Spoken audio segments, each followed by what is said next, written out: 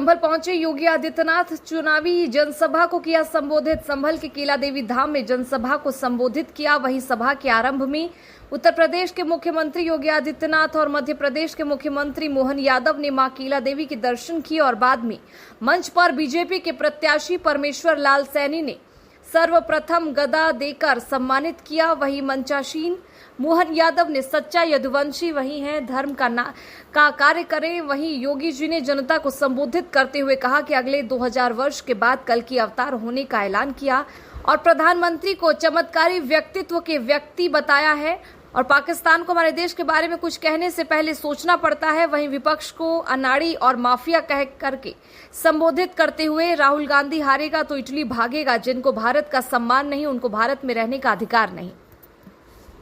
सभी संभल के मेरे बहनों और भाइयों,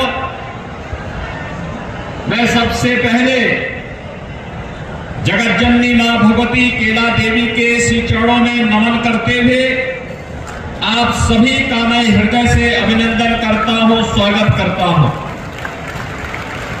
बहनों और भाइयों, संभल के बारे में कहा जाता है कि कलयुग के अवतार भगवान कल्कि का इसी कलयुग में अगले 2000 वर्ष के अंदर अवतार होना है और अवतार की धरती कोई और नहीं है, यही संभल है, जिसके लिए यहां केला देवी के महंत श्री ऋषिराज गिरिजी महाराज जिस लड़ाई को लड़ रहे हैं आपके बल पर, इसी संभल में वह चमत्कार होने वाला है और इसीलिए संभल का अपना महत्व हमारे लिए है।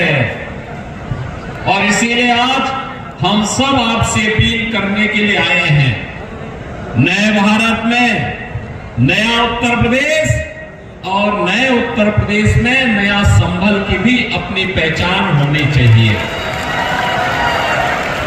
बहनों भाइयों, 2 चरणों के चुनाव संपन्न हो चुके हैं और तीसरे चरण में आपको संभल में भी चुनाव करना है। अब तक का जो रुझान है वह रुझान पूरे देश के अंदर एक स्वर में पूरा देश बोल रहा है। क्या बोल रहा है? फिर एक बार, फिर एक बार, थोड़ा जोर से बोलिए, संभल की आवाज में बोलिए, फिर एक बार, फिर एक बार मोदी सरकार का।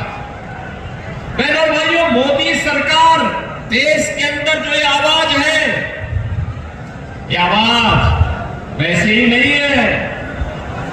आखिर मोदी जी ने जब कार्य किया होगा तभी हर व्यक्ति, परिवार, जाति, मत, मजहब, क्षेत्र, भाषा से ऊपर उठ करके उत्तरों, दक्षिणों, पूर्वों, पश्चिमों, चारों ओर एक स्वर से गूंज रहा है और वह गूंज रहा है कि फिर एक बार मोदी सरकार यानी मोदी जी को पूरा देश फिर से प्रधानमंत्री के रूप में देखना चाहता है।